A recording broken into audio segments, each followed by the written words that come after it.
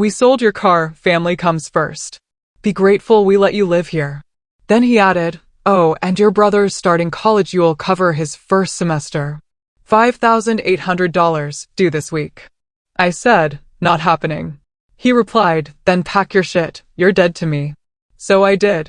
That same night, I left something behind.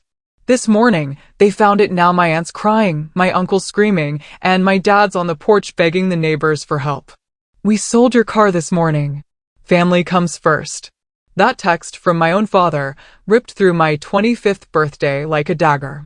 It wasn't just a car, it was 3 years of my life. Every single dollar, every ounce of my independence, stolen from me by the very people who claim to love me most. My name is Olivia, and I've been working since I was 16, pouring every ounce of effort into putting myself through college, all while living under my parents' roof. Today, on my 20th birthday, I was just trying to get through a double shift at the diner to make ends meet. That's when the message buzzed on my phone, shattering my world. We sold your car. Family comes first. Be grateful we let you live here. The car I'd scrimped and saved for 3 long years, bought with my own hard-earned money, titled in my own name. What I didn't know then, clutching that phone, was just how profoundly this one act of betrayal would change everything. Growing up in the Henderson household felt less like living and more like walking on eggshells. My father, Robert, ruled with an iron fist, controlling our family's finances, schedules, even our personal belongings. He was a sales manager at a furniture store, and that small taste of authority seemed to swell into an overwhelming need to dominate us at home. My mother, Diana, a part-time receptionist, enabled it all with her quiet submission and those infuriatingly passive phrases like, "That's just how your father shows love." And then there was Jake, my younger brother, 18 and the undisputed golden child. Jake never had to work. His focus, my parents insisted, had to be entirely on his grades for college. His room overflowed with gaming consoles, expensive sneakers, and the latest iPhone, all gifts, all necessary for him to fit in and succeed. Me? I started at Mabel's Diner at 16, weekend shifts that quickly ballooned into almost full-time hours by my senior year. What began as a desperate grab for independence soon became an expected contribution to the family coffers. Dad insisted I pay $400 a month in rent to live in my childhood bedroom while I attended community college. "You need to learn responsibility," he'd lecture, even as he pocketed my hard-earned cash. Community college wasn't my first choice. I'd been accepted to the state university with a partial scholarship, but Dad convinced me it was financially irresponsible to take on student loans. "You're better off staying home, saving money, and helping the family," he declared. Meanwhile, Jake was encouraged to apply to prestigious, private universities all across the country. That car, my little Toyota Corolla, became my obsession. For 3 years, every spare moment, every extra penny was dedicated to it. I picked up every extra shift, sold clothes online, even donated plasma twice a month. I practically became a regular at the donation center. Every single dollar went into a savings account I'd opened at 18. Dad, of course, had insisted on being a cosigner, just in case. I realize now that was his first move to stake his claim, to ensure control. When I finally hit $8,200, I found it, a reliable used Toyota Corolla with reasonable mileage. The day I drove it home, it wasn't just a car, it was a symbol of my hard work, my self-sufficiency. It was one of the proudest moments of my life. Dad had come along to make sure you don't get ripped off, but I handled all the negotiations myself. The car was titled in my name, though Dad, always thorough, insisted on keeping copies of all the paperwork for the family files. This pattern of my parents claiming my possessions for the family wasn't new, you know. My high school graduation money from relatives mysteriously transformed into a family vacation fund. My first big bonus check from the diner? It went towards replacing the water heater. Each time, the message was crystal clear. My achievements, my possessions, were never truly mine. I wrestled with such complex emotions, a deep guilt for even wanting independence, tangled with a burning resentment at being so openly exploited. Mom would always chime in, family sacrifices for each other, and whenever I dared question these arrangements, the unspoken threat was clear. My resistance meant I didn't love them enough. My 20th birthday started with such modest excitement. I'd planned to treat myself to dinner at my favorite Thai restaurant after my double shift. Amanda, my closest friend at the diner, had promised cupcakes during our break. Small celebrations, yes, but they were mine. I'd even splurged on a new dress from the clearance rack to wear after work. The only family member who ever truly supported me was Aunt Linda, Dad's sister. Unlike my father, Aunt Linda championed independence and education. She'd even tried to help me financially for university, but Dad, in typical fashion, intercepted her offer, calling it interference. Still, she remained my confidant, sending birthday cards with small cash gifts directly to my workplace, ensuring they wouldn't be redistributed by my parents.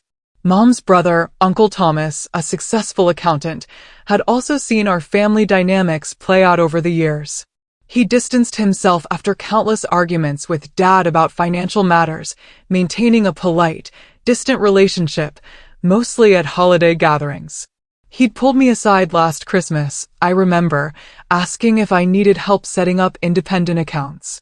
"Something about your father's financial discussions doesn't add up," he'd whispered, just before Dad interrupted us.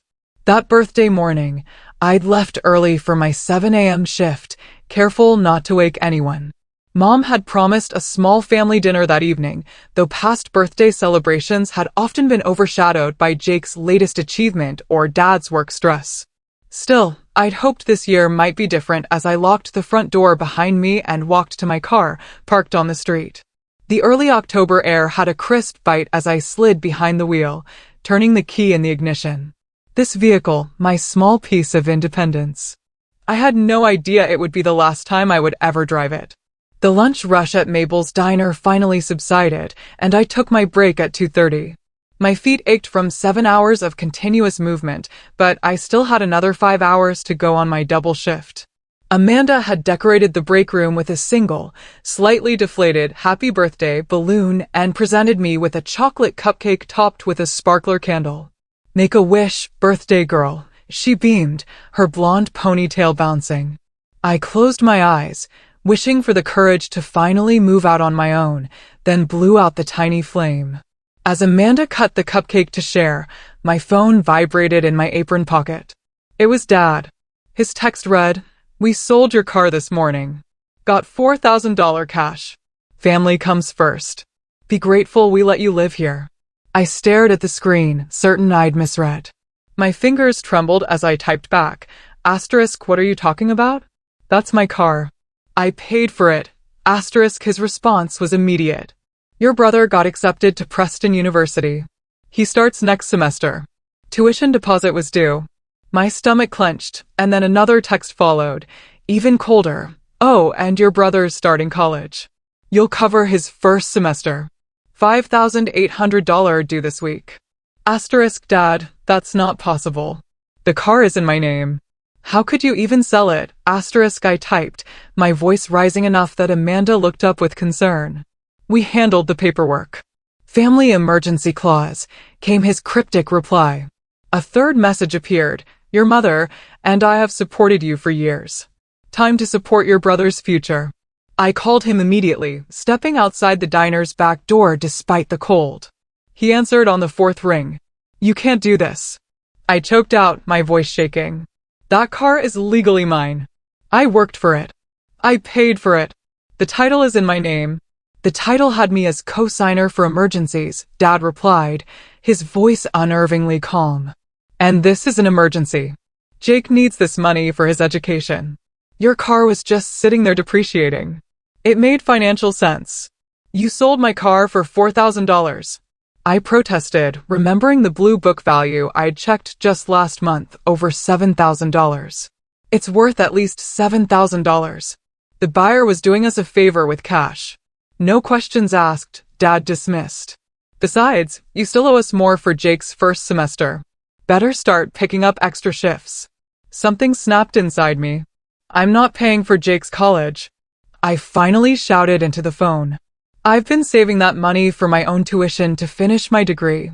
Dad's voice turned utterly cold then. Family comes first, Olivia. Your mother and I sacrificed everything for you kids. Now it's your turn. The call ended abruptly, leaving me gasping in the alley behind the diner. My car gone. The independence it represented, gone.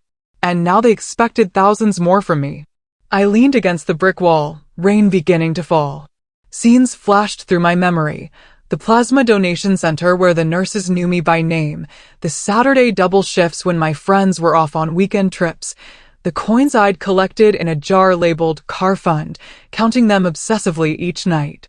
3 years of sacrifice vanished in a single morning without my knowledge or consent. When I returned to the break room, Amanda took one look at my face and rushed to sit beside me. What happened? She asked, pushing a glass of water my way.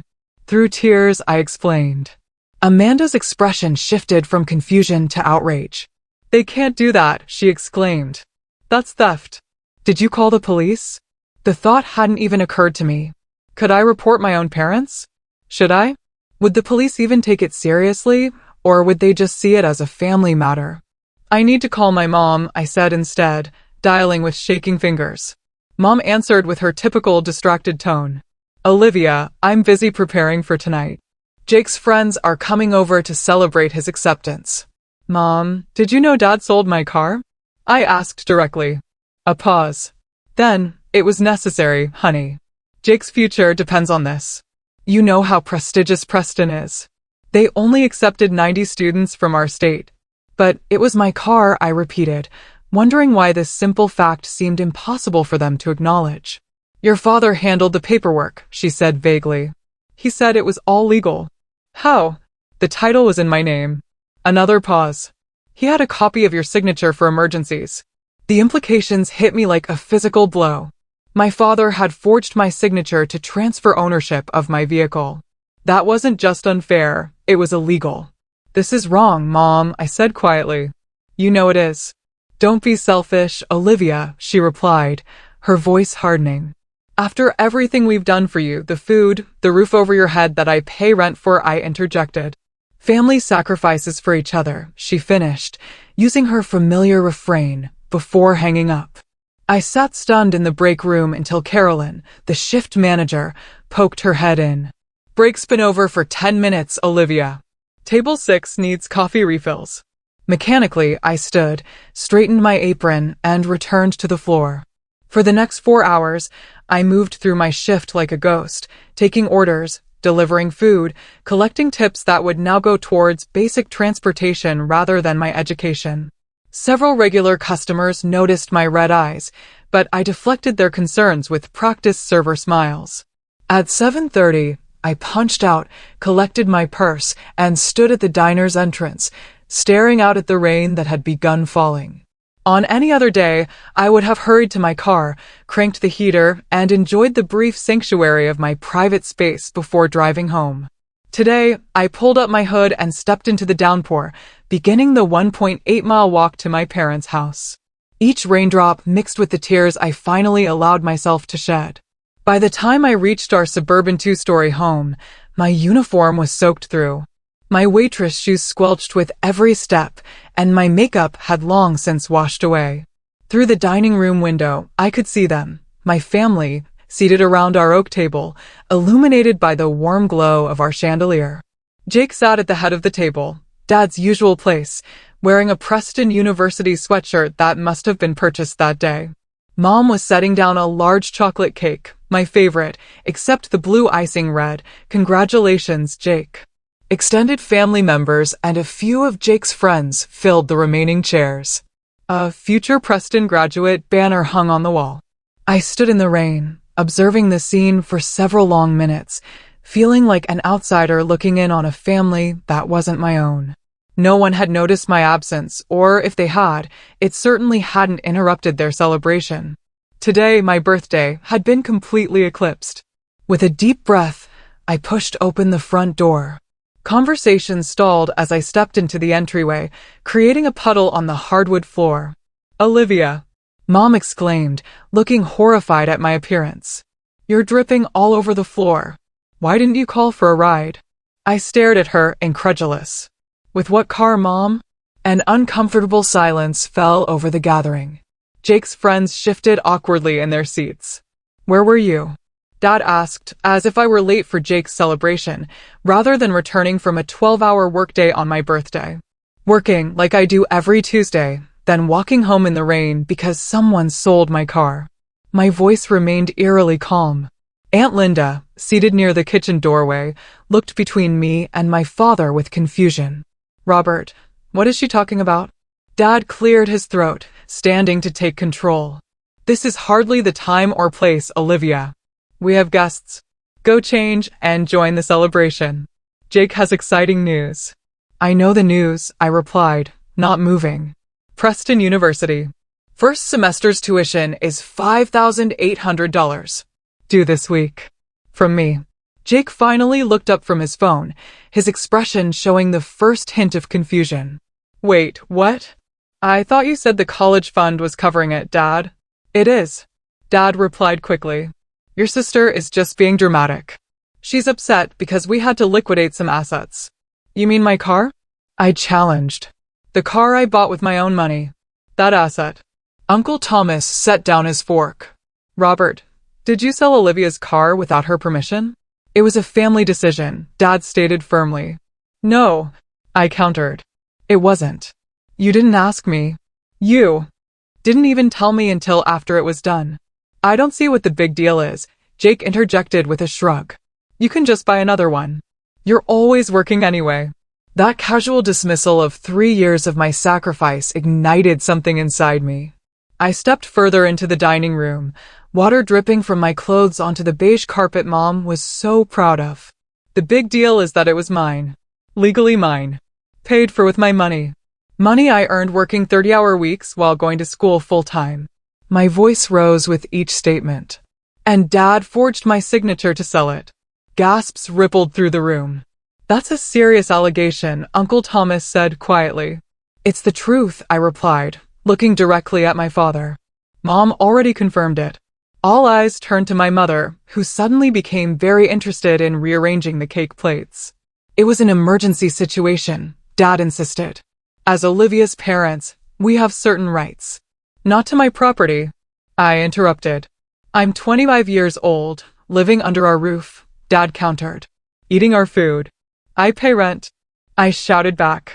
$400 a month to live in my childhood bedroom, plus groceries, plus utilities. Jake looked genuinely surprised by this information. Perhaps he had never questioned where the family money came from or where it went. And now you expect me to pay nearly $6,000 for Jake's tuition? Money I've been saving to finish my own degree. Dad's expression hardened into one I recognized from childhood, the look that preceded punishment. Your brother has a future ahead of him. Preston will open doors. Your community college classes are just a hobby. The casual cruelty of this statement stunned the room into silence. Even Jake had the decency to look uncomfortable. Robert, Aunt Linda said softly, that's not fair. Life isn't fair. Dad snapped back. Family comes first. Olivia needs to understand her responsibility to this family. I felt something break inside me. Not in a destructive way, but as if chains I hadn't fully recognized were finally snapping. I've been responsible to this family since I was 16, I said quietly, the calm returning, but with an edge. I've given you thousands of dollars. I've put my dreams on hold. I've worked jobs you would consider beneath you to contribute to this household. Dad waved dismissively. Everyone works. Everyone contributes. Does Jake? I asked, looking at my brother. Has he ever handed over his paychecks? Does he pay rent? Will he work through college like I do? That's different. Mom interjected. Jake needs to focus on his studies. And I don't. The injustice of it all crystallized in that moment. You've been taking from me for years while giving everything to him. We've given you a home. Dad shouted, his patience finally breaking. Ungrateful after everything we've done. I'm not giving you the money, I stated firmly, surprising even myself with my resolve. Not happening. The dining room went completely silent. Jake's friends stared at their plates. Relatives exchanged uncomfortable glances. Dad rose slowly from his chair, his voice dropping to a dangerous whisper. Then pack your stuff. You're dead to me. Mom gasped. Robert. I mean it, he continued, pointing toward the stairs. If you're not willing to support this family, you're no longer part of it. Get your things and get out tonight. In previous confrontations, this would have been the moment I backed down, apologized, agreed to his terms, surrendered my autonomy to maintain peace. The familiar weight of guilt would have settled on my shoulders, and I would have convinced myself that family obligation trumped personal boundaries. Not tonight. Okay, I said simply. Dad blinked, clearly not expecting this response. Okay, what? Okay, I'll pack. I'll leave. I turned toward the stairs, then paused to address the shocked faces around the table. And Jake, congratulations on Preston. I hope it's worth it. As I climbed the stairs to my bedroom, I heard the confused murmurs erupt below. Mom's plaintive, Robert, do something, and Dad's dismissive, she'll calm down and apologize. They didn't know that something fundamental had changed. The daughter who always gave in, who always sacrificed, who always prioritized family harmony over personal dignity, that person had finally reached her breaking point. In my bedroom, I pulled my largest suitcase from under the bed and began methodically emptying my dresser drawers. The shock of my decision hadn't fully registered yet. Instead, I operated with a strange, calm clarity. The sound of the ongoing celebration drifted upstairs, awkward at first, then resuming as if my departure were merely a momentary disruption rather than a family-altering event. I heard Jake's laugh, followed by Dad's booming voice recounting some Preston University trivia he'd undoubtedly memorized. I packed efficiently, selecting clothes appropriate for job interviews and work, leaving behind high school memorabilia and items too bulky to transport. When the first suitcase filled, I retrieved a duffel bag from my closet and continued. My essential documents would be crucial for establishing independence. I opened my desk drawer where I kept my social security card, passport, and birth certificate, only to find it conspicuously empty. A cold realization washed over me. Dad had taken my documents, likely after selling my car, anticipating potential resistance. Without these papers, finding new housing or employment would be significantly more difficult. Asterisk, by the way, if you're still with me and finding this story unbelievable, hit that subscribe button. More true stories of family drama and resilience are coming your way. Asterisk, I took out my phone and texted Aunt Linda. Asterisk, can you come upstairs? Need to talk privately. Asterisk, while waiting, I continued packing toiletries and electronics. My laptop, thankfully, had always stayed with me at work or school, safe from family redistribution. A soft knock at the door preceded Aunt Linda's concerned face. She slipped inside, closing the door behind her.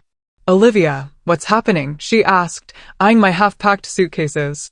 Dad sold my car without permission, forged my signature, and now wants me to pay for Jake's tuition with my savings, I summarized. When I refused, he told me to leave. So, I'm leaving. Aunt Linda sat heavily on my bed. This isn't right, she murmured. Where will you go? I can stay with my friend Amanda temporarily, I replied, continuing to pack. But I need your help. Dad's taken my important documents, birth certificate, social security card. And I'm worried about what else he might have done. Her expression darkened. What do you mean? Uncle Thomas mentioned something at Christmas about Dad's finances not adding up, I explained. And Dad's always insisted on helping with my paperwork, taxes, even my student loan applications. Aunt Linda hesitated, then spoke quietly. I've had concerns for years. Your father has always been controlling with money, even as a child, but recently he's borrowed money from me 3 times, substantial amounts, with vague explanations about temporary shortfalls. This new information confirmed my growing suspicions. I need to check something, I said, moving toward the door. Can you keep packing for me? I'll be right back. Downstairs, the party continued in the dining room. I slipped quietly into Dad's home office, a room we were generally forbidden to enter without permission. The desk drawer, where he kept financial documents, was locked, but I knew from childhood snooping that he kept the key taped under the desk blotter. The key was exactly where I remembered. I opened the drawer and began quickly photographing documents with my phone, bank statements, credit card bills, loan applications. What I found confirmed my worst fears. My name appeared on credit card statements for accounts I'd never opened. Loan documents bore my signature, or rather, a reasonable facsimile, on dates when I had been working verifiable shifts at the diner. My social security number appeared on financial records for transactions I'd never authorized. Identity theft. By my own father. He was using my good credit to finance what appeared to be mounting gambling debts, according to bank withdrawals at ATMs located in or near casinos. I also found statements for Jake's college fund, an account that had been nearly depleted long before his acceptance to Preston. The truth was becoming horrifyingly clear. There was no money for Jake's tuition because Dad had spent it, and now he expected me to fill the gap. I quickly created digital copies of everything, emailing them to myself and to Aunt Linda for safekeeping. Then, making a crucial decision, I wrote a detailed letter explaining what I discovered, including photographs of the forged documents and unauthorized accounts. I made 3 copies, one to leave behind, one for Aunt Linda, and one for Uncle Thomas, whose accounting background would help navigate the financial fraud aspects. When I returned to my room, Aunt Linda had nearly finished packing my remaining clothes. I found something, I said, showing her the evidence on my phone. Dad's been using my identity to open credit accounts. There are loans in my name I never took out. Aunt Linda's hand flew to her mouth. Oh my God. I'm leaving copies of everything I found, I explained, handing her one of the packets. This explains why he was so desperate for me to pay Jake's tuition. There is no college fund. There probably hasn't been for years. You need to report this, Aunt Linda said firmly. This is criminal fraud, Olivia, even if he is your father. I nodded, the weight of this step not lost on me. I know, but first, I need to get out of here safely. Can you give this to Uncle Thomas? I handed her the 3rd packet. And can you call me an Uber? I don't have access to my car anymore. While Aunt Linda ordered the ride, I texted Amanda, *emergency. Need place to stay tonight. Will explain everything. Her response was immediate. Doors open. Wine's ready. I did a final sweep of my room, ensuring I had everything essential. My gaze lingered on the birthday cards on my dresser, none from my immediate family, all from coworkers and friends. I tucked them into my bag as reminders that some people in my life valued me properly. The Uber app showed my ride was 5 minutes away. It was time to face my parents one last time. Downstairs, the party had moved to the living room. Jake was tearing open congratulatory cards, exclaiming over the checks inside each one. The bitter irony wasn't lost on me, money freely given to Jake while mine was taken without consent. I'm leaving now, I announced from the entryway, suitcases beside me. Mom looked up, genuine shock on her face, as if she hadn't truly believed I would follow through. Olivia, don't be ridiculous. Where would you even go? That's not your concern anymore, I replied calmly. But before I go, you should know I've discovered what Dad's been doing with my identity and credit. Dad's face blanched visibly. Jake stopped opening cards. I don't know what you're talking about, Dad bluffed, but his expression betrayed him.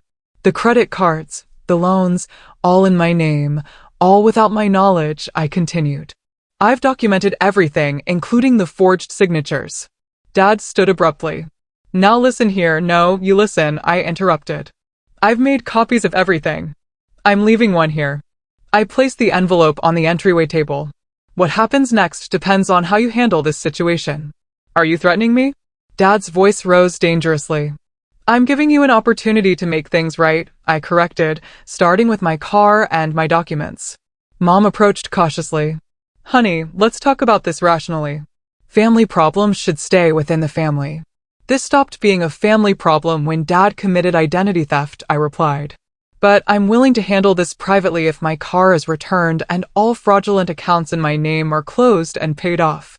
Dad's face cycled through emotions, anger, fear, calculation. You've always been dramatic. No one will believe you over me. The documentation speaks for itself, I replied as my phone buzzed with the Uber's arrival notification. You have until tomorrow to decide how you want to proceed. Mom grabbed my arm.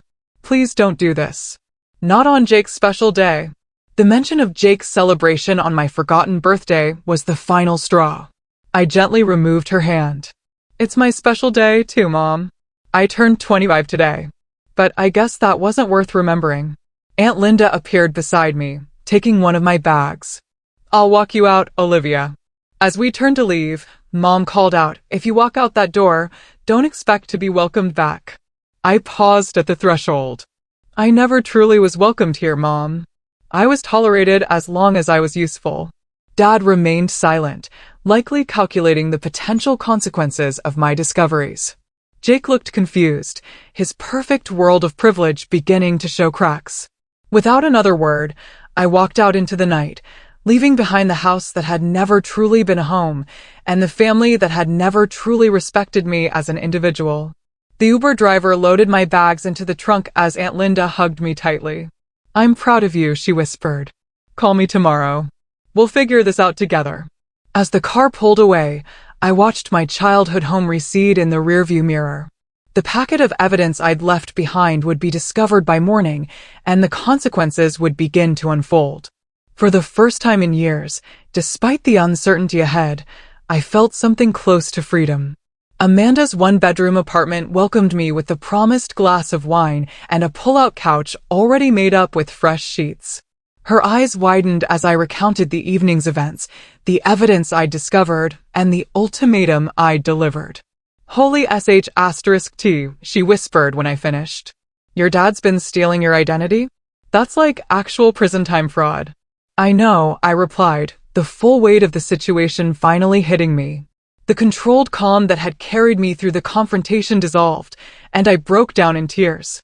Years of manipulation, gaslighting, and exploitation poured out as Amanda held me, her own righteous anger evident in her tense shoulders. You did the right thing, she repeated like a mantra. They left you no choice. Eventually, exhaustion claimed me, and I fell into a dreamless sleep on Amanda's pull-out couch. My phone silenced after a barrage of texts from my mother, alternating between guilt trips and pleas to work things out privately. Morning arrived with sunlight filtering through Amanda's thin curtains and the stark reality of my new situation. I was essentially homeless, with limited savings, thankfully in an account Dad couldn't access, no transportation, and a family crisis exploding. But for the first time in years, I felt clear-headed about my value and boundaries. My phone showed 17 missed calls, 10 from Mom, 4 from Dad, 2 from Jake, and 1 from Aunt Linda. Numerous text notifications cluttered my screen, but I ignored them all for the moment, needing coffee before facing the fallout. Amanda had left for her morning shift, leaving a note with her spare key and instructions to make yourself at home. I showered, dressed in clean clothes, and finally steeled myself to check messages. Mom's texts escalated from, please call us immediately, to, how could you do this to your father, to, we raised you better than this. Dad's were outright demands to return home immediately to discuss this misunderstanding. Jake's single text read, WTF is happening. Dad's freaking out. Aunt Linda's message was different. Met with Thomas this morning. He's reviewed everything. Call when you're ready. We're with you. I called her immediately. She answered on the first ring. Are you safe? She asked without preamble. Yes, staying with a friend, I assured her. Have you heard from them this morning? Oh, yes, she replied grimly. Your father's been calling everyone in the family with his version of events.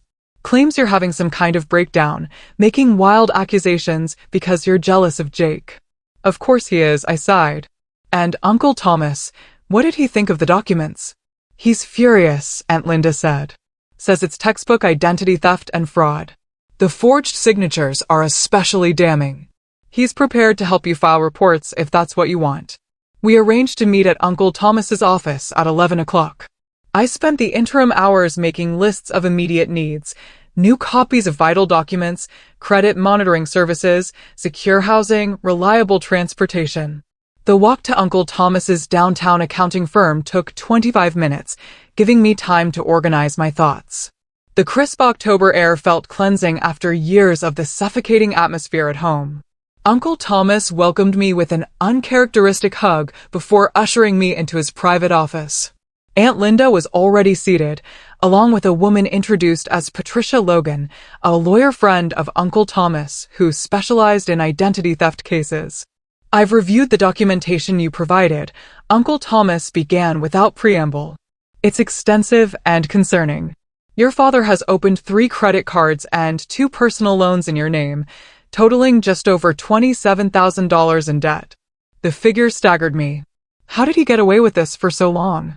He had access to your mail, your personal information, and enough knowledge of your schedule to intercept any communications from these financial institutions, Patricia explained. And he likely counted on your family loyalty to prevent you from reporting him if you did discover the fraud. Which brings us to the difficult question, Uncle Thomas said gently. How do you want to proceed? There are several options, each with different consequences. Patricia outlined my choices. I could report the fraud to the police and credit bureaus, potentially resulting in criminal charges against my father. I could attempt to negotiate privately, having him transfer the debts to his name and return my property. Or I could accept the debts as my own to avoid family conflict. That last option is absolutely not happening, I stated firmly. These aren't my debts. I won't pay for his fraud. Good, Aunt Linda nodded approvingly. You shouldn't have to. I'd like to try the middle path first, I decided after consideration. Give him one chance to make this right without legal consequences, but I want everything in writing, and I want it done immediately. A reasonable approach, Patricia agreed. I can draft a formal letter outlining the evidence we have and the terms for avoiding legal action. While Patricia worked on the letter, Uncle Thomas helped me begin the process of securing my finances and identity. We froze my credit with all 3 major bureaus, established new accounts at a different bank, and compiled a list of all the fraudulent accounts that needed addressing. There's something else you should know, Uncle Thomas said hesitantly. Your father has apparently been mishandling finances beyond just your identity. He borrowed $8,000 from me last year for Jake's college fund, money that clearly wasn't used for that purpose. And $12,000 from me in 3 separate loans, Aunt Linda added, always with urgent family reasons that couldn't be discussed in detail. A disturbing picture was emerging. He has a gambling problem, doesn't he?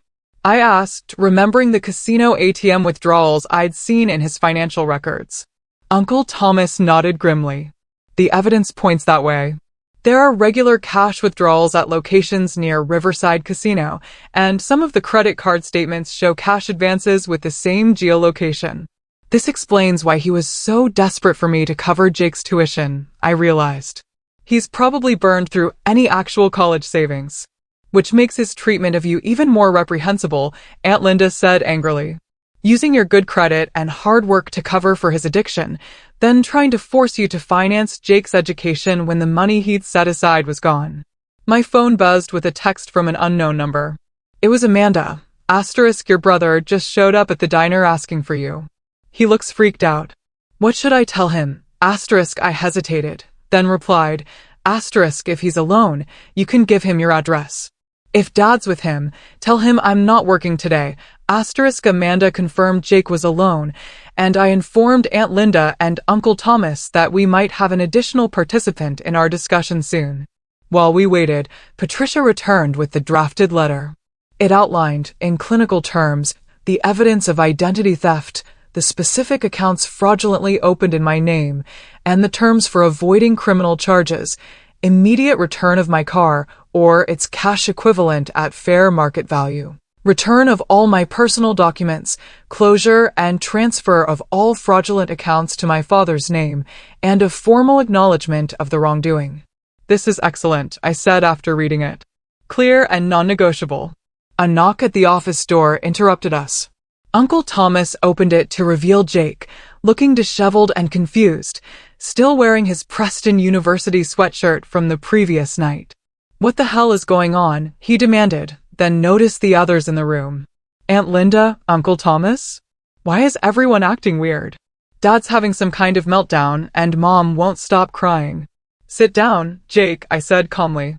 There's a lot you don't know about our family finances.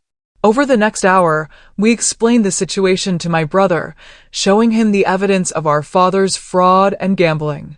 His initial defensiveness, Dad wouldn't do that. gradually gave way to shocked understanding as the documentation made the truth undeniable. So, there's no college fund? He finally asked in a small voice. And he sold your car illegally to make the tuition deposit? That's the situation, Uncle Thomas confirmed. Your sister has been subsidizing the family for years while your father mismanaged and gambled away funds. Jake sat quietly, processing. I expected anger, denial, perhaps accusations that I was exaggerating. Instead, he looked up with genuine remorse.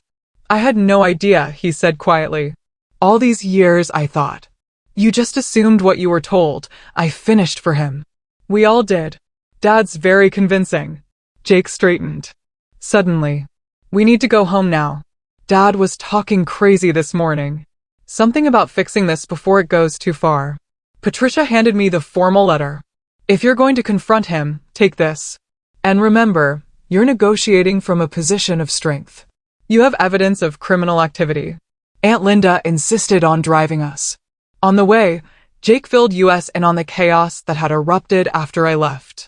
Dad went ballistic when he read what you left behind, he explained. Started shredding papers, deleting emails. Mom kept asking what was happening, and he just kept saying he'd handled things the only way he could. This morning, he was on the phone with some loan shark-sounding guy, promising payment by tonight. The picture became clearer. Dad's gambling debts had likely extended beyond legitimate financial institutions. My departure and the exposed fraud had triggered pure panic. When we arrived at the house, the scene was eerily quiet. Mom answered the door, her eyes red-rimmed and weary. He's in his office, she said without greeting. He hasn't come out since Jake left. Jake and I exchanged concerned glances. Aunt Linda stepped forward. Diana, we need to talk, all of us, together. Robert has created a serious situation that affects the entire family. Mom's defensive posture crumbled slightly. I don't understand what's happening, she admitted. Robert won't explain anything properly. He just keeps saying Olivia is trying to ruin our family. That's not true, I said firmly. I'm trying to protect myself from fraud he committed against me. There's a difference. We moved into the living room, where I briefly outlined the situation for Mom, whose expression shifted from skepticism to horror as Jake and Aunt Linda confirmed the details. I didn't know, she whispered repeatedly. He handles all the finances. He always has. That's part of the problem, Uncle Thomas said gently. Total financial control is a form of abuse, Diana. Dad's office door remained closed despite the voices in the living room. Finally, Jake knocked firmly. Dad, we need to talk, all of us, about everything. Silence. Jake tried the handle. It's locked. A cold dread settled in my stomach. Dad, I called. We have a proposal for handling this situation. More silence. Mom found the spare key, her hands trembling as she handed it to Jake. He unlocked the door to reveal Dad hunched over his desk, frantically shredding documents. It's too late, he said without looking up. You've ruined everything. A week passed in a whirlwind of legal consultations, financial damage control, and painful family reckonings. I stayed with Amanda, whose tiny apartment became my sanctuary as the situation with my family unfolded in increasingly dramatic fashion. The morning after our confrontation, Aunt Linda called with a vivid description of the scene at my parents' house. Your mom was crying in the kitchen when I arrived, she reported. Your uncle was in the driveway screaming into his phone about fiscal responsibility and family betrayal. And your father, this is the part you won't believe. Your father was literally on the front porch begging the neighbors for a loan to cover some urgent debt. The family's financial house of cards had collapsed spectacularly. With my departure and the exposed fraud, Dad could no longer maintain the precarious juggling act of debts, lies, and manipulations. His desperation had reached such a point that he'd abandoned all dignity, approaching neighbors with increasingly implausible stories about temporary financial emergencies. What about Mom? I asked, a knot of worry in my stomach. I think, Aunt Linda replied, she keeps saying she had no idea how bad things were. I believe her, actually.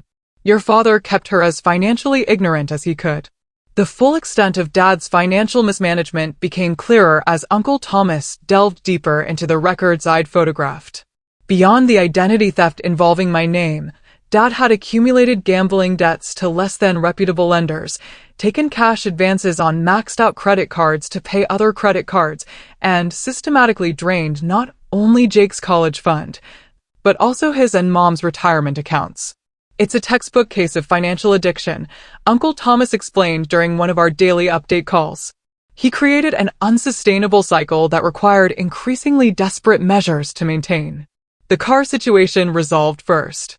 After receiving Patricia's formal letter outlining potential criminal charges, Dad reluctantly provided contact information for the buyer, a poker buddy who'd purchased my Toyota well below market value, knowing something was suspicious about the transaction. With Uncle Thomas accompanying me as a witness, I confronted the buyer with evidence that the sale was fraudulent. "Look, I don't want legal trouble," the man said, clearly uncomfortable. "How about I return the car to you for what I paid, for $1,000 cash? The blue book value is $7,200, Uncle Thomas countered firmly. After tense negotiations, we settled on the return of my car, plus $2,000 compensation for the inconvenience. Not the full value, but a significant improvement over the complete loss I'd faced a week earlier. My personal documents reappeared on Amanda's doorstep in a manila envelope 3 days after the confrontation, delivered by Jake without comment. My birth certificate, social security card, passport, and even my high school diploma were all included, extracted from wherever Dad had hidden them. The fraudulent accounts proved more complicated. Patricia helped me file formal identity theft reports with each creditor, providing the evidence of forged signatures. Most initially pushed back, requiring police reports before proceeding. "This is where you need to decide how far you're willing to go," Patricia advised during a consultation. Filing police reports means your father could face criminal charges. Identity theft involving this amount of money could mean jail time. I struggled with this decision, the residual programming of family loyalty battling with the clear need for justice and financial protection. In the end, a development from Jake made the decision for me. My brother appeared at Amanda's apartment unannounced 5 days after the initial confrontation, looking pale and determined. "Dad's been using my identity, too," he announced without preamble. I checked my credit report like Uncle Thomas suggested. There are 2 credit cards I never opened. This revelation cemented my resolve. The exploitation hadn't been limited to me. Jake had simply been kept in the dark about his role in Dad's schemes, protected by his golden child status until the financial desperation grew too extreme. Together, we filed the necessary police reports.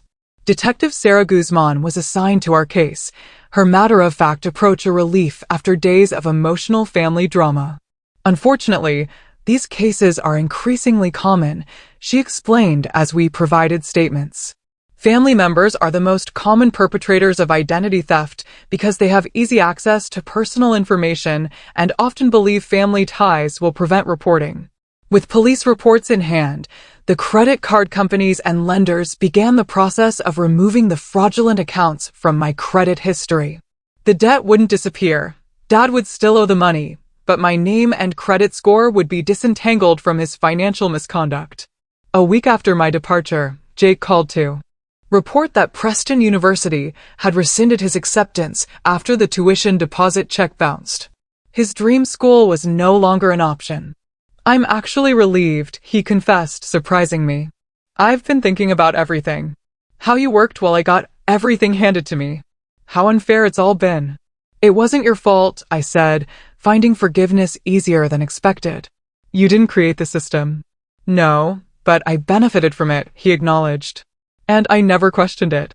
I'm going to enroll at the community college for now, get a job, maybe transfer to state next year if I can earn a scholarship." His maturity in facing this setback suggested he might grow from this family crisis in unexpectedly positive ways. Mom's reaction evolved throughout the week.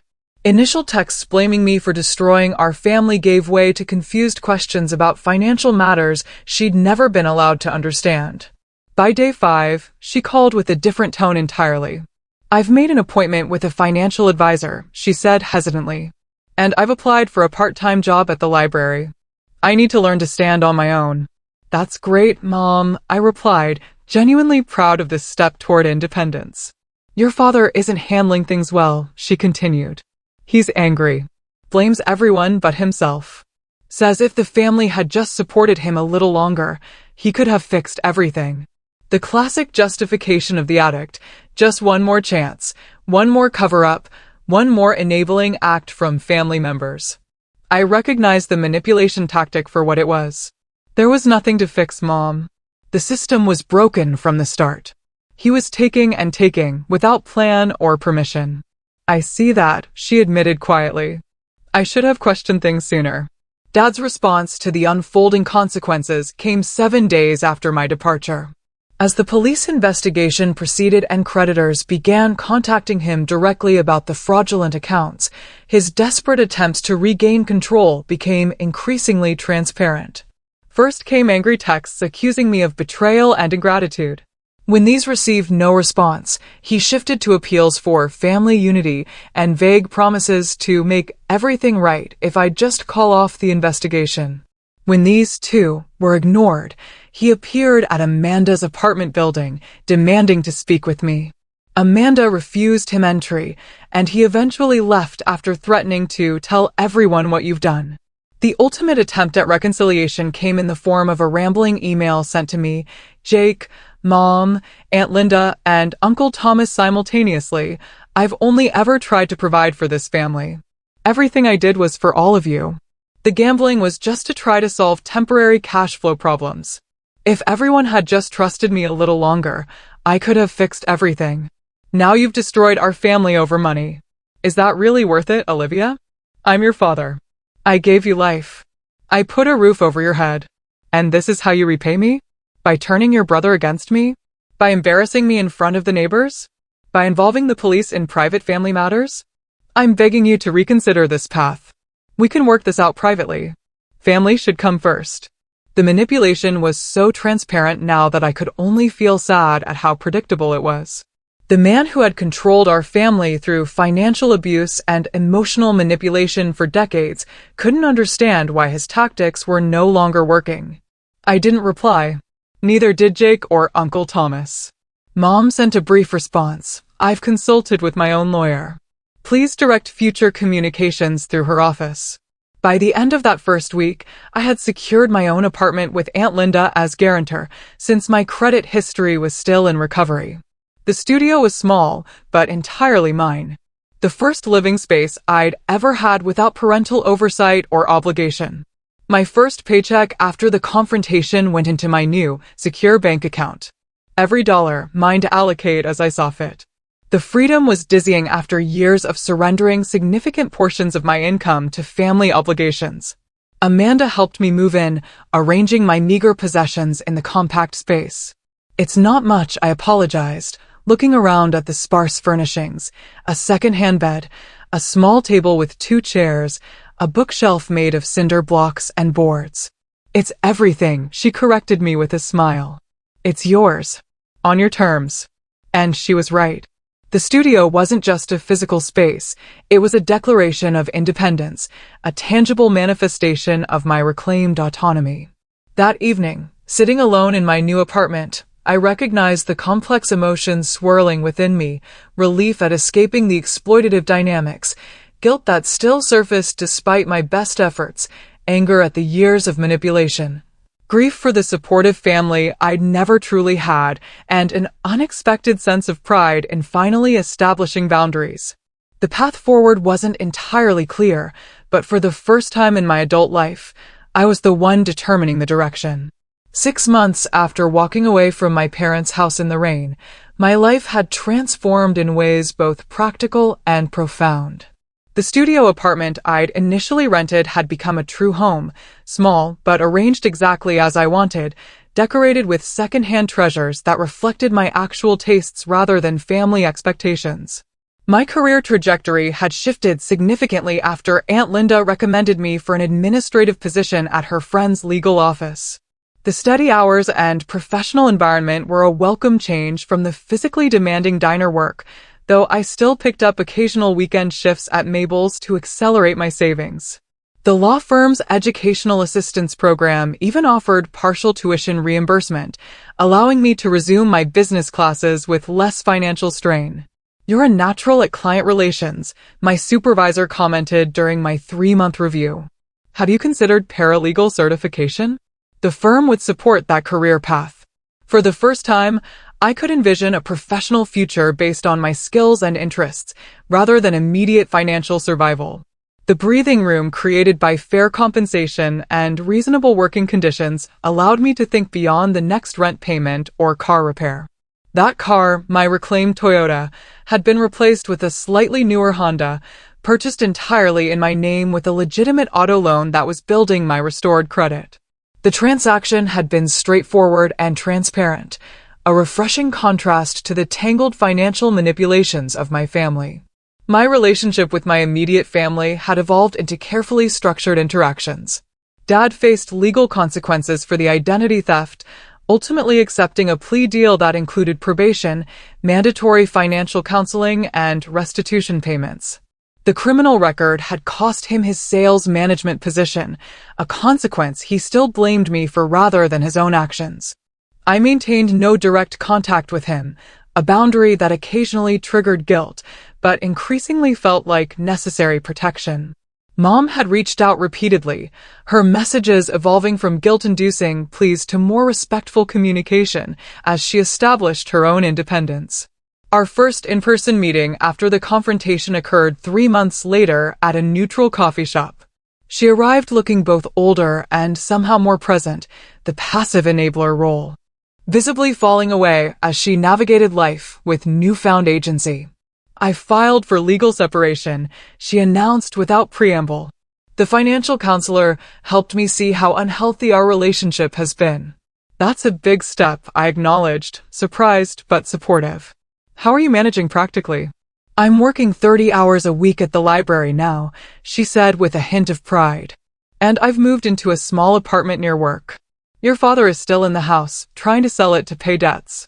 We established a tentative new relationship, not the automatic closeness assumed by family ties, but a growing mutual respect between adults who shared history, but now chose their level of involvement. Our weekly phone calls were brief, but increasingly genuine, no longer shadowed by unspoken expectations of sacrifice or obligation. Jake's transformation had been perhaps the most surprising development. The entitled teenager had been replaced by a surprisingly grounded young adult, navigating significant disappointment with unexpected resilience. "Community college isn't what I expected," he admitted during one of our monthly lunch meetings. "But Professor Wilson's business ethics class is actually incredible. I'm thinking about majoring in accounting now, maybe with a focus on fraud prevention." The irony wasn't lost on either of us. His first-hand experience with our father's financial misconduct had sparked an interest in preventing similar situations for others. Jake had secured a part-time job at a local bookstore, paying his own expenses for the first time and learning financial management from Uncle Thomas.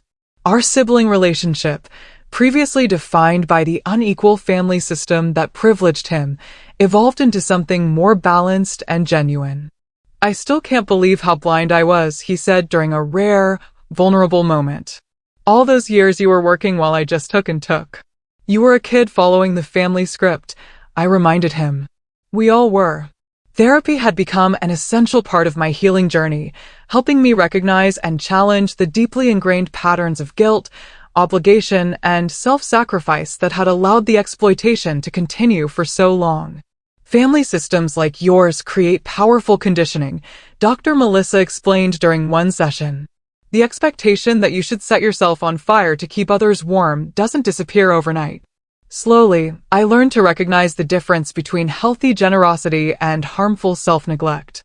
The voice that automatically responded yes to every request, regardless of personal cost, grew quieter, replaced by thoughtful consideration of my own needs and boundaries.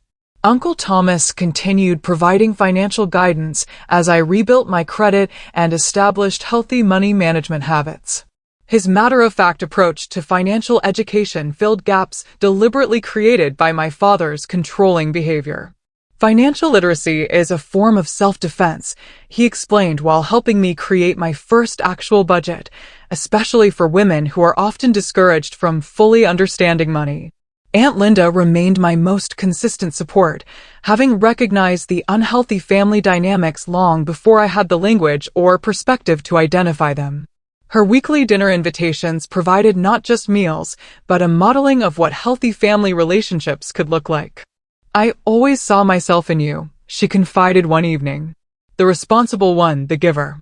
I spent decades trying to earn your father's approval before I realized it was a game designed for me to lose." As my birthday approached again, the 26th that would mark 1 year since the confrontation, I found myself reflecting on the painful but necessary journey of the past 12 months. The celebration I planned bore no resemblance to previous years' forgotten or hijacked occasions. I reserved a private room at my favorite restaurant and invited the people who had supported my transformation: Amanda, Aunt Linda, Uncle Thomas, my therapist Dr. Melissa, coworkers from both jobs, and even Jake and Mom, with clear communication that this invitation didn't extend to Dad. Surrounded by people who respected my boundaries and celebrated my growth, I recognized how fundamentally my understanding of family had shifted. The automatic obligation based on genetic connection had been replaced by chosen connections based on mutual respect and genuine care. "I'd like to make a toast," Aunt Linda said, raising her glass. "To Olivia, who had the courage to walk away from what was hurting her and toward what could heal her." The applause and genuine affection in the room represented a form of wealth I hadn't previously recognized: relationships based on choice rather than obligation, on mutual support rather than one-sided sacrifice. Later that evening, returning to my apartment, alone but not lonely, I reflected on the painful lessons of the past year.